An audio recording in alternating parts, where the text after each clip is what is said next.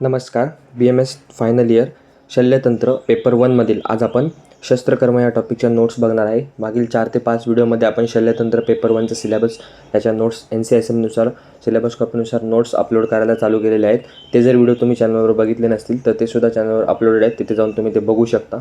आणि आपल्या नोट्स ह्या क्लिअर NCSMच्या सिलेबस ओरिएंटेड असतात. जे तुम्हाला must to know, desire to know, nice to नोचे पॉईंट आहेत ते सर्व पॉईंट्स आपण आपल्या नोट्समध्ये कव्हर करत असतो. त्यामुळे जर तुम्हाला त्या नोट्स कम्फर्टेबल वाटत असतील, सुटेबल वाटत असतील आणि योग्य वाटत असतील तर तुम्ही त्या फॉलो करू शकता, तुमच्या नोट्समध्ये लिहून घेऊ शकता. तर आज या व्हिडिओमध्ये आपण शस्त्रकर्म या टॉपिकच्या नोट्स बघणार आहे. ते सुद्धा आपण सिलेबस कॉपीनुसार जे पॉईंट्स दिलेले आहेत, जे कर्म दिलेले आहेत ते सर्व पॉईंट्सच्या नोट्स बघणार आहे.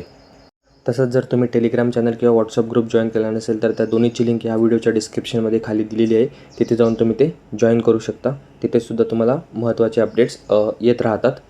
आणि तुम्हाला जर BMS first year, second year किंवा फायनल इयरच्या कोणत्याही विषयाच्या जर नोट्स पाहिजे असतील तर तुम्ही व्हॉट्सअप किंवा टेलिग्रामवर मेसेज करू शकता. तिथे तुम्हाला पुढचे डिटेल्स मिळून जातील.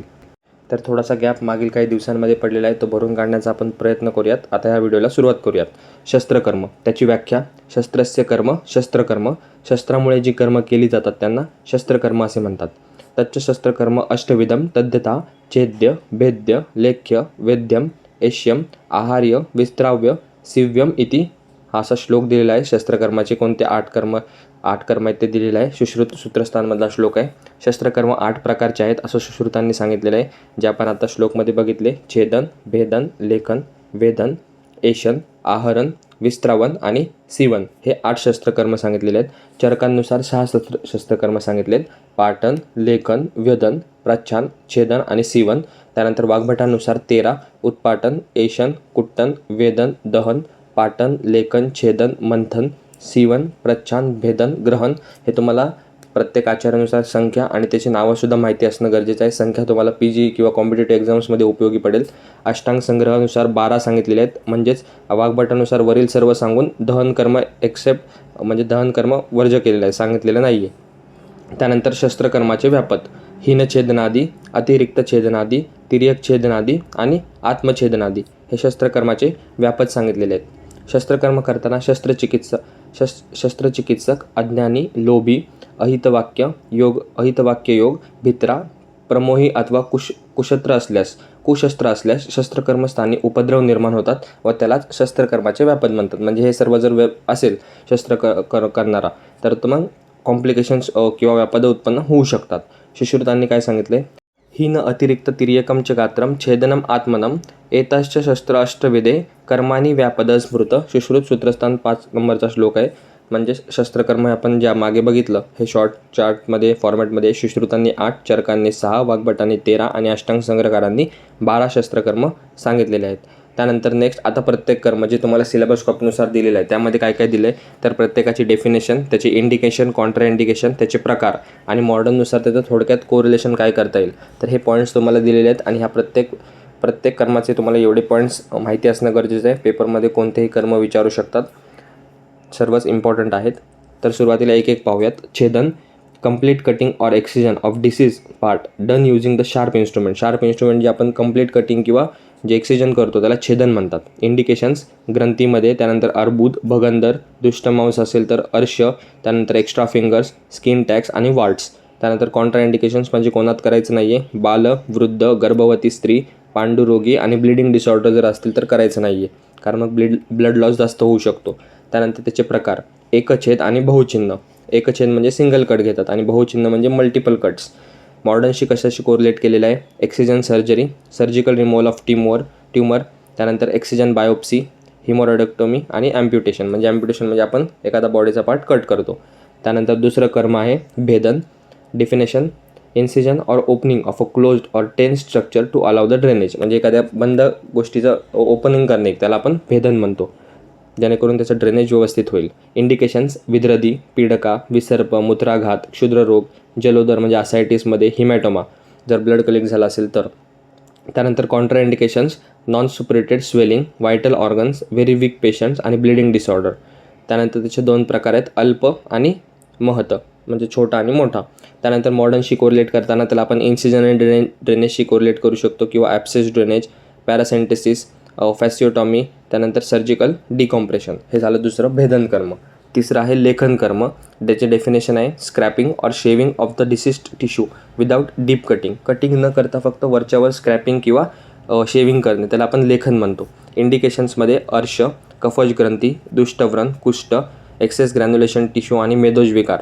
कॉन्ट्राइंडिकेशन्स जर थिन डेलिकेट टिश्यू असतील, हायली वॅस्क्युलर एरिया असतील, पेन सेन्सिटिव्ह पेशंट असतील तर करायचं नाही आहे. त्याचे 2 प्रकार आहेत, शस्त्रलेखन आणि अणुशस्त्र लेखन. मॉडर्नशी कोरिलेटेड करताना आपण कशाशी करू शकतो तर क्युरेटेज, त्याच्यानंतर डिब्राइडमेंट, पॉलिपेक्टॉमी आणि रिमूव्हल ऑफ टिश्यू.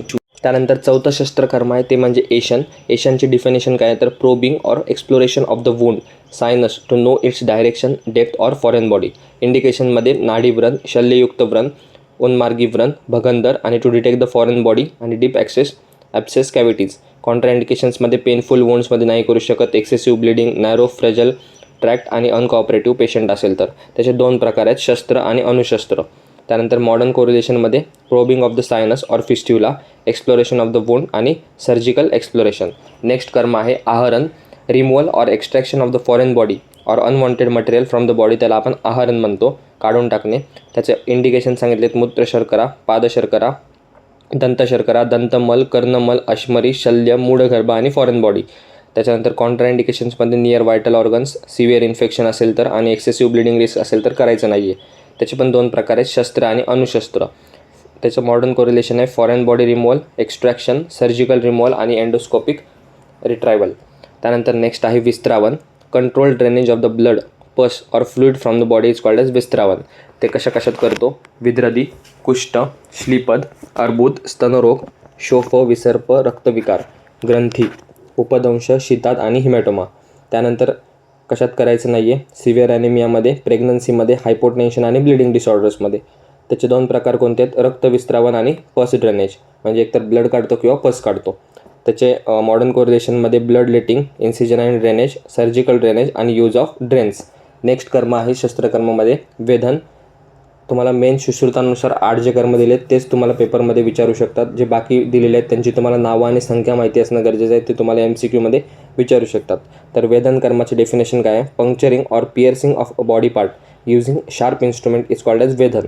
त्याचे इंडिकेशन्स मूत्राघात, जलोदर, सिरा, हायड्रोसिल, मूत्रवृद्धी, दकोदर, ब्लड कलेक्शन आणि इयर पिअर्सिंग.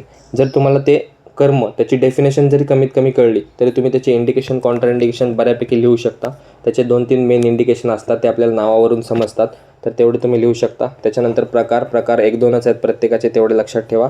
आणि त्याचं मॉडर्न कोरिलेशन, जर तुम्हाला ते म्हणजे ते कर्म एक्झॅक्ट समजलं, ते तुम्हाला असं इमॅजिन झालं तर ते तुम्हाला मॉडर्न कोरिलेशनसुद्धा त्याचं लिहिता येईल. त्यामुळे यामध्ये काही एवढी अवघड गोष्ट नाही आहे. वेधनचं मॉडर्न कोरिलेशन काय आहे तर निडल पंक्चर, पॅरासेंटेसिस, वेनिपंक्चर, कॅथेटरायझेशन आणि लंबार पंक्चर. त्यानंतर शेवटचं जे 8व्या नंबरचं कर्म आहे ते म्हणजे C1 कर्म. त्याला काय म्हणतो आपण, suturing or stitching wound edges to promote the healing, त्याला C1 म्हणतात. त्यानंतर त्याचे इंडिकेशन्स भिन्न व्रण, सद्योव्रण, fresh clean wounds, post surgical wounds आणि ट्रॉमॅटिक कट्स. कॉन्ट्राइंडिकेशन्समध्ये infected wound, pus filled wounds आणि एक्सेस टिश्यू टेन्शन. त्याचे प्रकार किती सांगितलेत, रुजुग्रंथी, अनुवेल्लित, गोफनिका आणि तुन्नसेवनी. त्याच्यानंतर त्याचं मॉडर्न कोरिलेशन आपण डायरेक्टली 7 म्हणजे सुचरिंगशी करू शकतो. त्यानंतर वुंड क्लोजर, स्टॅपलिंग आणि सबक्युटिक्युलर स्टिचेस. तर हे होते शल्यतंत्र पेपर 1मधील शस्त्रकर्म या टॉपिकच्या नोट्स. तर 8 जे शस्त्रकर्म आहेत ते तुम्हाला सुश्रुतानुसार जे आहेत ते मेन आहेत, त्याच्यामध्ये तुम्हाला डिटेलमध्ये पेपरमध्ये विचारू शकतात. आणि बाकीच्यांच्यानुसार फक्त आचार्यांची नावं, त्यांची संख्या आणि त्यांची नावं जे दिलेले आहेत कर्मांची तेवढी लक्षात ठेवा. तर हा जर व्हिडिओ तुम्हाला आवडला असेल तर व्हिडिओला लाईक करा, चॅनलला सबस्क्राईब करा, तुमच्या इतर मित्रांमध्ये शेअर करा, जेणेकरून त्यांच्यापर्यंतसुद्धा आपल्या नोट्स पोहोचतील आणि त्यांनासुद्धा जर या नोट्स कम्फर्टेबल असतील तर ते सुद्धा ह्याला फॉलो करतील. आणि तुम्हाला अजून कोणत्याही टॉपिकच्या, कोणत्याही विषयाच्या नोट्स पाहिजे असतील तर तुम्ही कमेंट करू शकता, ते सुद्धा आपण अपलोड करण्याचा प्रयत्न करू. आपण भेटूया पुन्हा लवकरच अशाच एका नवीन व्हिडिओमध्ये नवीन टॉपिकसोबत. धन्यवाद. So guys, subscribe Ayurveda essence for more such videos. You will get all hand written notes here.